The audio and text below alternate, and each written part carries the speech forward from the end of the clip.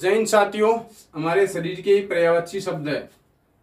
जैसा कि आपको मालूम है, हमारा शरीर, सबका शरीर समान होता है।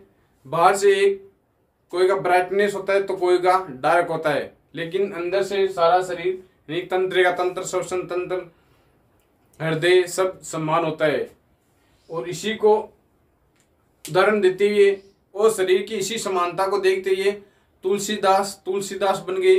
तुलसीदास का बचपन का नाम था राम बोला। जब उनका विवाह हो गया तो उनकी पत्नी का नाम था रत्नावली नाम था उनकी पत्नी का। वो अपनी पत्नी से इतना प्रेम करते थे, इतने स्नेह रखते थे कि वो उन्हें अपनी मान मर्यादा का भी ध्यान नहीं रहा।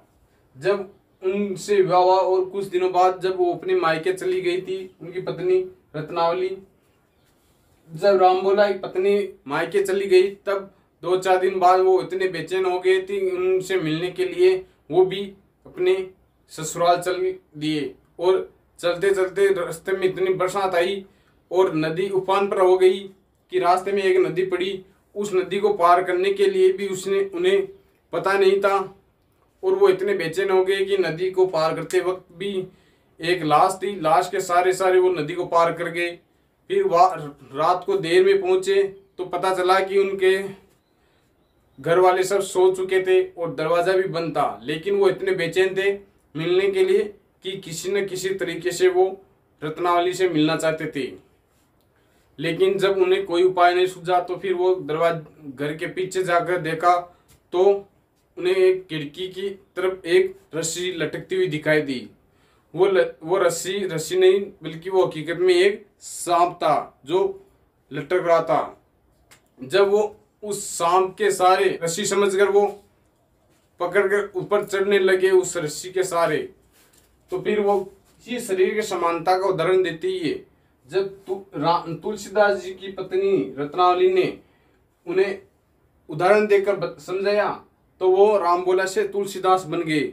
जब उनकी पत्नी रत्नावली ने कहा कि काहे पिया तूने दिखाई इस देश से प्रीत, काहे पिया तूने दिखाई इस देश से प्रीत, जो कुछ ध्यान लगा तो तू राम ने मिट जाई तेरी हर एक रीत। यानी कि इस हाड़ मास के शरीर से तुम इतना प्रेम करते हो, अगर इतना प्रेम तुम राम से करते तो तुम्हारा जीवन सुधर जाता।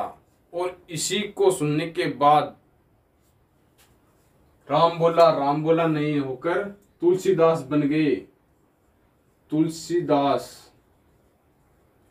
और उसी दिन से निकल पड़े घर से और राम कथा में मगन हो गए। और आज वर्तमान में जहाँ कहीं भी राम कथा सुनाई जाती है तो राम कथा के साथ तुलसीदास जी का नाम भी उतने ही सम्मान से लिया जाता है जितना श्री राम का नाम लिया जाता है।